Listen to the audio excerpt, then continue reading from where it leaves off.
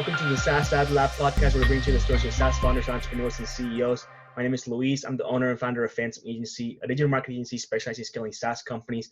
And today I have the pleasure of interviewing Doug. He is the CEO over at Leadspace. Thank you so much, Doug, for being on here today. It's a pleasure having you. I know you're busy and you got a lot of things going on, but I appreciate you taking the time to be on here. And to get started, why don't you just tell us a little bit of background on you, like how you came to the position that you're currently in? Great. Well, thank you for having me. It's super exciting to be joining your podcast. And you said all of that incredibly quickly. You're obviously very experienced at it. So I am the CEO over at Leadspace, leadspace.com. I've been CEO here for the last 5 years. We are a customer data platform for B2B sales and marketing. I'm sure we'll talk a lot more about that. But I've been in the sales and marketing space for a long time. Prior to this, I was the Chief Marketing Officer over at Salesforce. I was the Chief Marketing Officer for Skype. I was at McKinsey for many years, leading the marketing practice there. Very, very cool. Now, what is, aside of that, like how did you get into the tech space? Because everything that you mentioned is very tech, tech first, I guess you could call it. Yeah. So I've got a British accent, as you might know, and I grew up in the UK and I studied physics at university. But what was really interesting to me back in the day, my first job was selling shampoo, which is not very techy, but at the same time, the interaction between analytics, even in those days, and selling consumer products was really, really transforming things. So my marketing director at that time, when we make an ad, how did they decide whether the girl wore a blue dress or a green dress? It was really about what people thought and subjective views, but I wanted to bring data to that. And that drew me through, McKinsey and the work that we were doing there, serving some early stage companies during the dot-com boom, and now really onto the transformation we've seen both in B2C and B2B about analytics changing the way marketers work. Right, and everything like right now, right? Like, I feel like we're still barely scratching the surface as far as like what we can do with tech. But you see it throughout pretty much any industry now where they're implementing different softwares to do things easy and more effectively, obviously. How do you see, tech going, let's say, in the next 10 years? So I think there's two trends. First, clearly technology is enabling an incredible amount of stuff, right? We're an AI company. So what are we trying to do? We're basically trying to automate what historically people have done. In our case, the search for good prospects, leads, accounts, and how to find out information. We typically give that to a salesperson. Now we're automating that through AI and so forth. So that trend in terms of needing to understand and use technology is critical.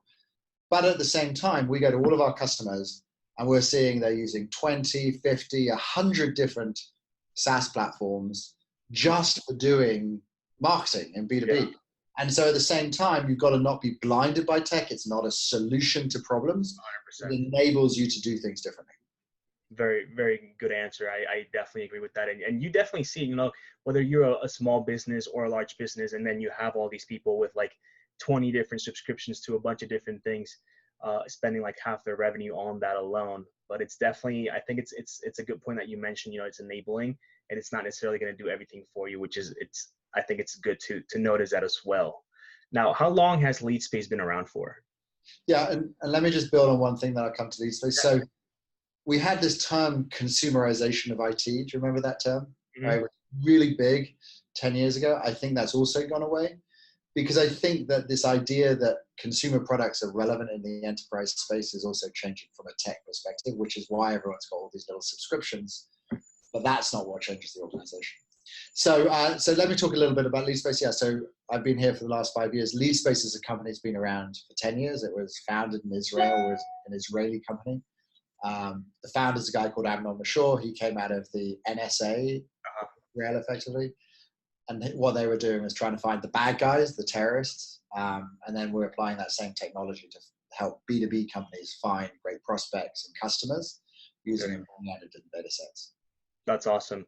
Now, obviously, you're very data driven, and this is a question that I have for you. Essentially, how does Leadspace use data for customer acquisition, right? Like you have a ton of data, so how are you using that to your advantage? So, in a sense, we use Leadspace for Leadspace, which is a huge advantage. If you look at our marketing costs as a percentage of revenue, we're like probably best in class because we get to use the product for free. But the point of a customer data platform is we aggregate over 60 or 70 different data sets, like D&B and ZoomInfo and Discover and, some of the intent data companies.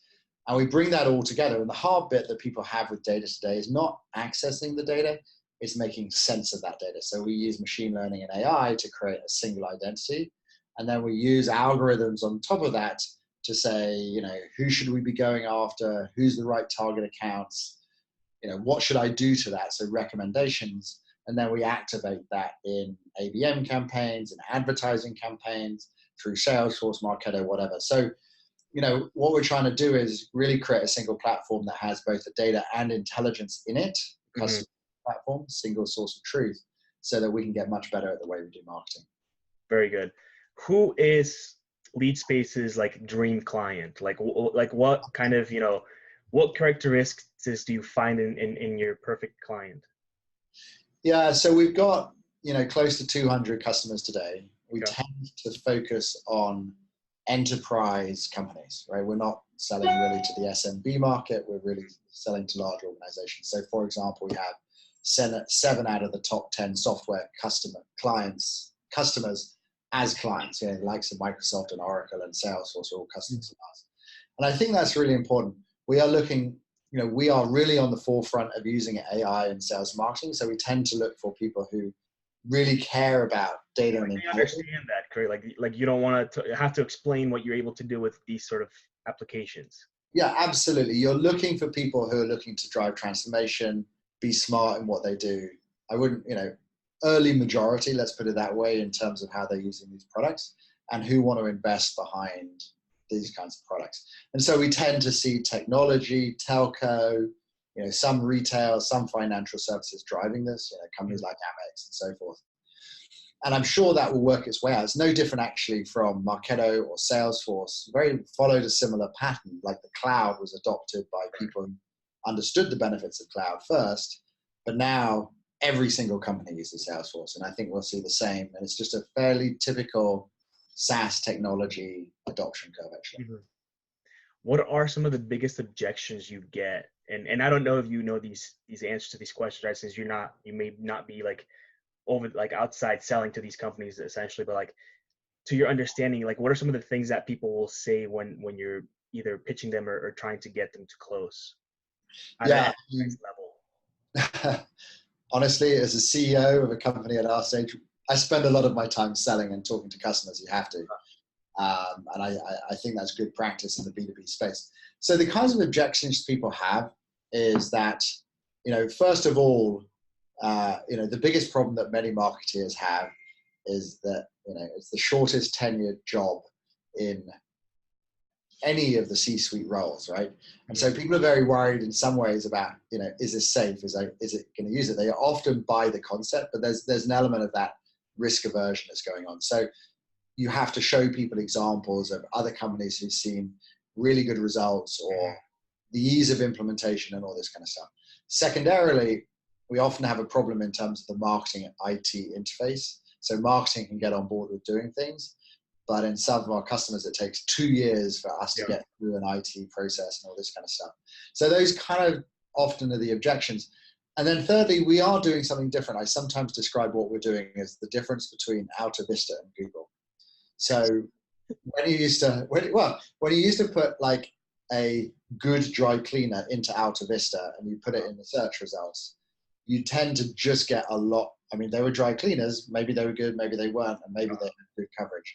You put that into Google, you get the best dry cleaners, fantastic coverage, but you might in there also find a book about dry cleaners because it's algorithmic, it's AI, it's not rules-based. In the same way, when you start applying AI to sales and marketing, you see the same thing. No one cares about that if you're showing Facebook ads, because, I show 1 million ads. If 1,000 of them or 100,000 of them go to the wrong people, no one knows, right? As long as you just measure results, that's programmatic advertising. When you get into B2B sales and marketing, if the marketing organization is giving salespeople leads that the salespeople don't like, there's a lot of feedback from that. So these are kind of some of the organizational dynamics we have to deal with as well. Very well. Now, you mentioned you were CMO at a couple of different companies. What are some of the biggest I guess takeaways that you've gotten from being in that role at those companies, just as I guess as marketing as a whole?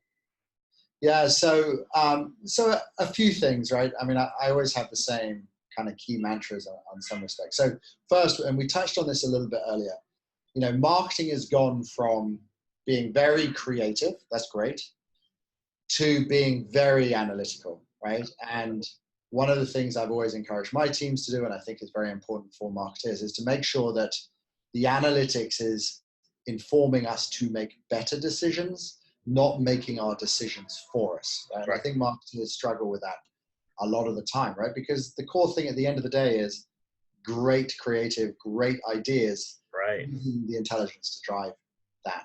Secondarily, marketing is such a complicated discipline, right? Mm. But everything from AR and PR and ads and demand gen and campaigns and sites and everything else, retention half the time, right? So you've got to build a multifaceted team. And if you're a marketeer, you need to think about where's your real peaks and strengths and where are the areas that aren't so good, right? And then finally, you got to think about attribution carefully as well.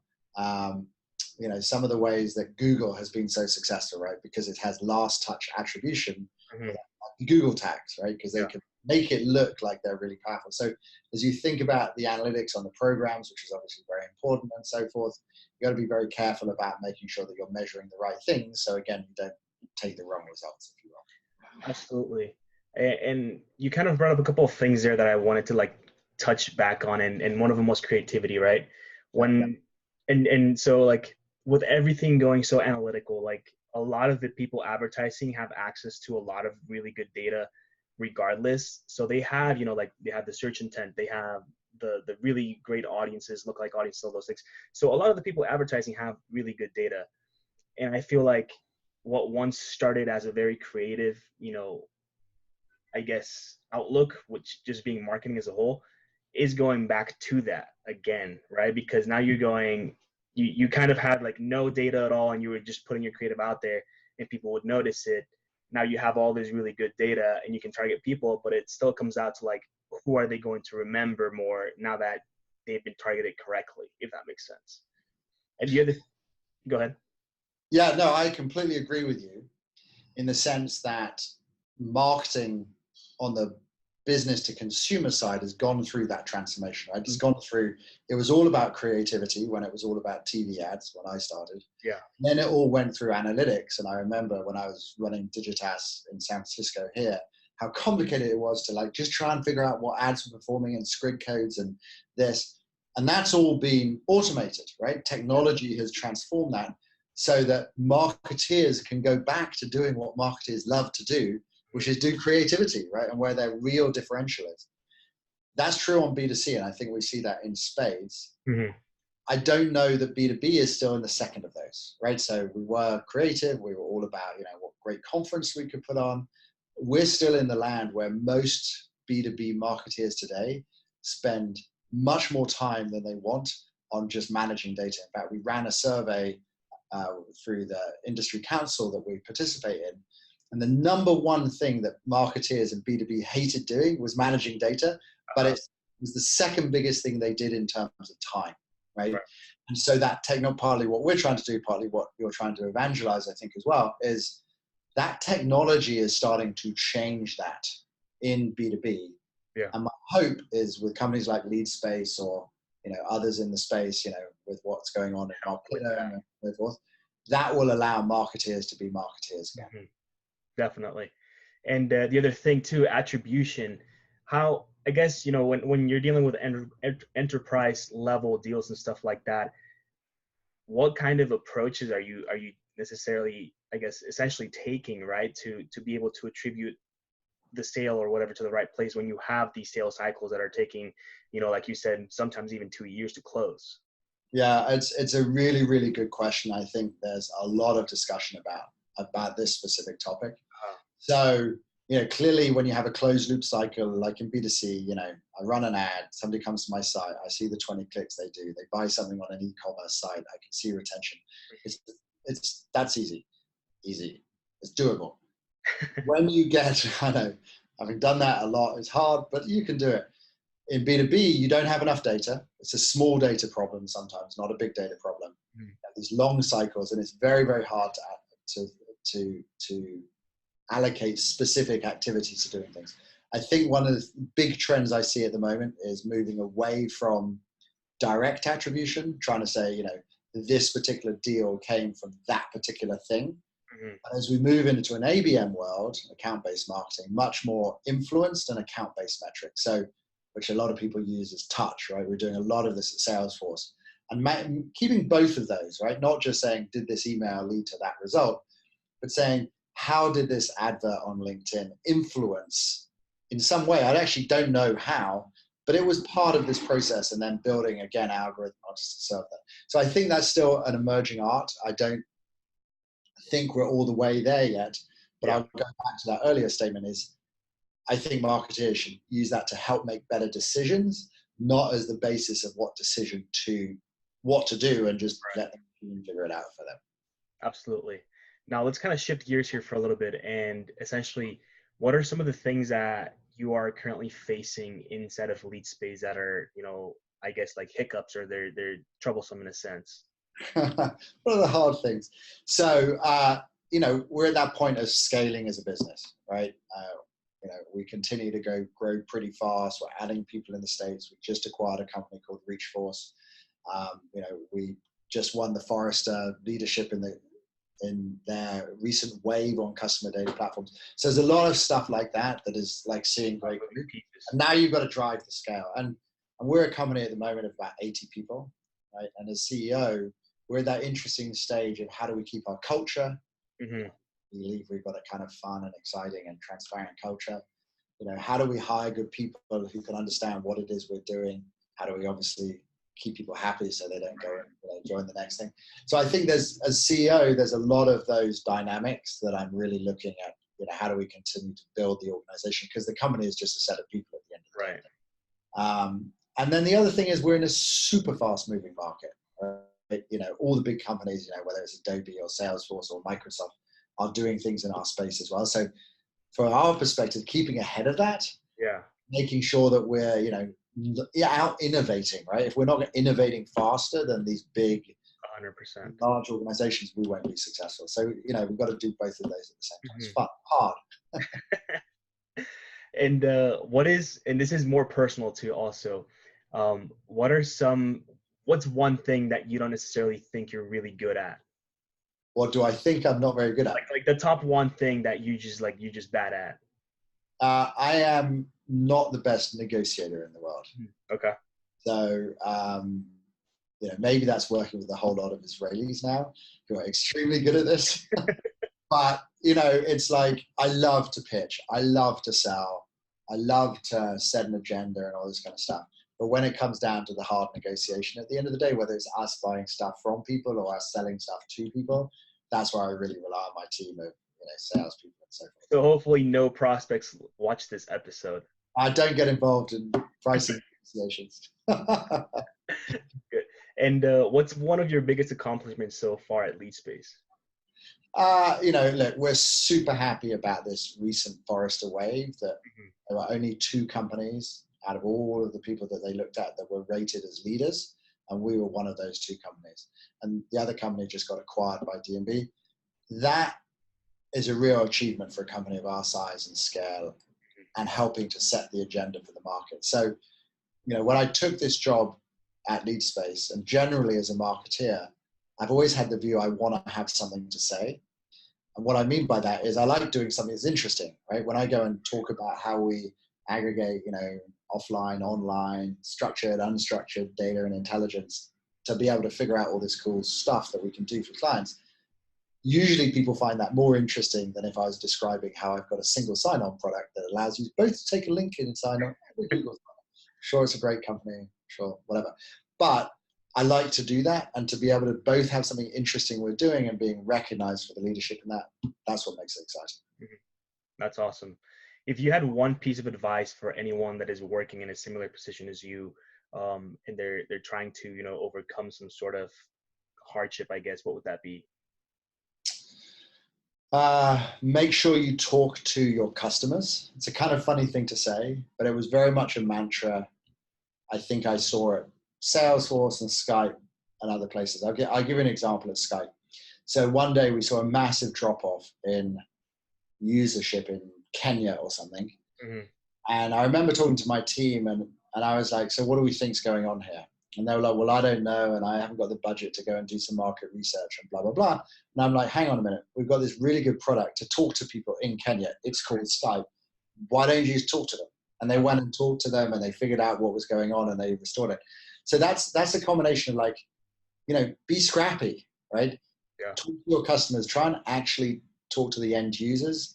Don't sit back and look at your dashboards and your Slack and all the metrics and all that kind of stuff. Yeah. And the other people who sit around you and be devolved from the actual market of how people are using your product. Yeah. So one of the first things that I listened to when I first started the podcast, I think it was like episode 8 or something like that. One of the people mentioned, like what's the one thing that you have to keep doing in order to grow a company successfully, and he mentioned that it was to do unscalable things, right? So like talking to customers, making sure that they're happy, just doing one-on-ones whenever you need to, and I think it makes sense because it adds that personalization, I guess, to the company itself, right? Before, like, you're just kind of like a logo and a name, but when you actually step into the marketplace or your customer base and talk to them, they start to see you a little bit differently. Yeah, and you're going to get insights that you're not going to pick up any other way. Exactly. Right? When you go and talk to customers, or more importantly, pitch things to customers, you're going to really see a result. So when we come up with a new product and we're trying to figure out how do you pitch, you could do lots of research, you could produce lots of decks, but there's no better thing than just go out and talk to some customers before even you're necessarily ready, right? And we had this term in Salesforce of tactics dictate strategy. I think that's so, at least at our stage, we have to get out there. We have to do things and learn from what we're doing, and then use that to set our strategic direction and not all sit around in a room. The world moves too fast these days. Absolutely. Moves have to be quick. Definitely. Where do you see Leadspace in the next 5 or 10 years? Yeah, well, if I have my way, dream. So every B2B marketing organization you go to today, they've deployed some CRM, typically these days, Salesforce.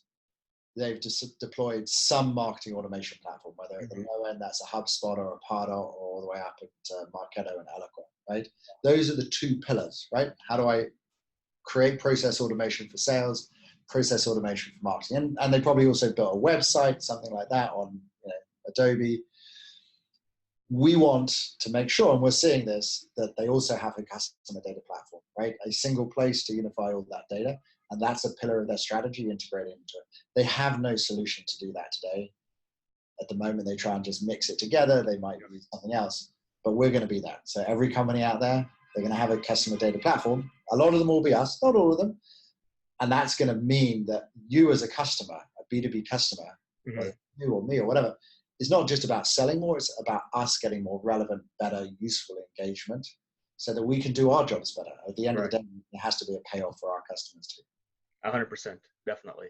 Now, we're getting close to the last questions here, but what is your number one, like a software company out there that you're studying, you're listening to, and you just look up to because it's been doing so great?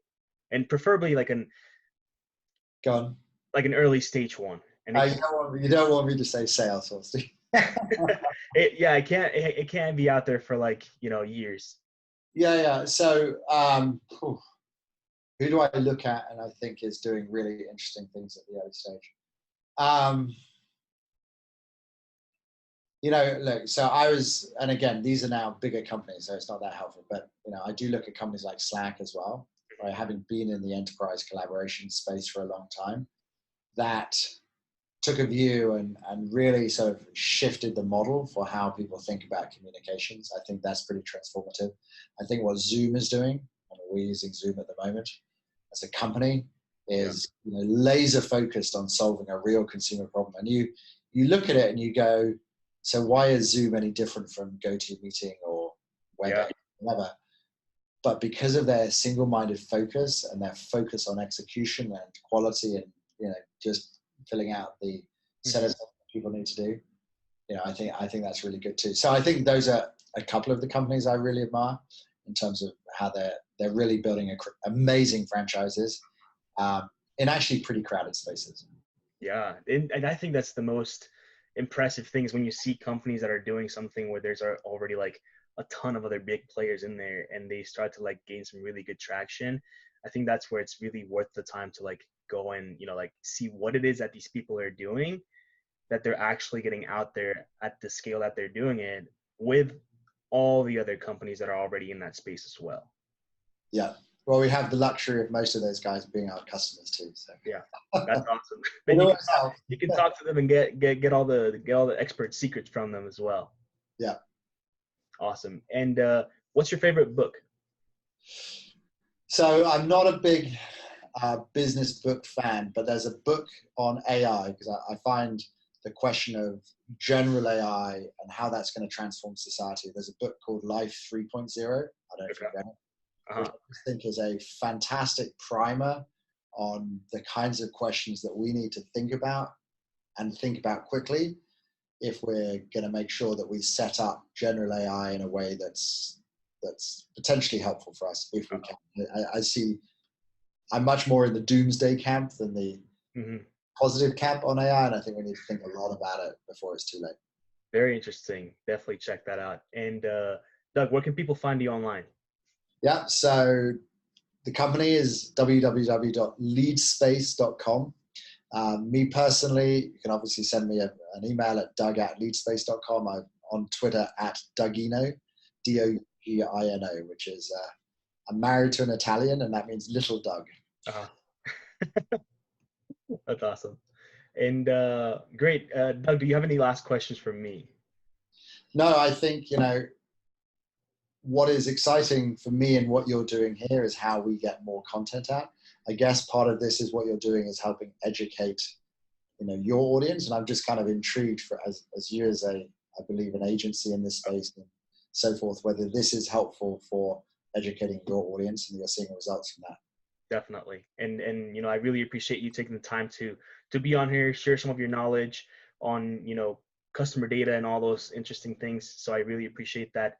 And for anyone that's watching, please subscribe to the show, subscribe to all the, Spotify, iTunes, whatever it is that you listen to, and go follow Doug on LinkedIn, on Twitter, and check him out. If you have any questions, make sure to reach out to him. And thank you for another great episode. We'll speak soon. Great. Thanks a lot.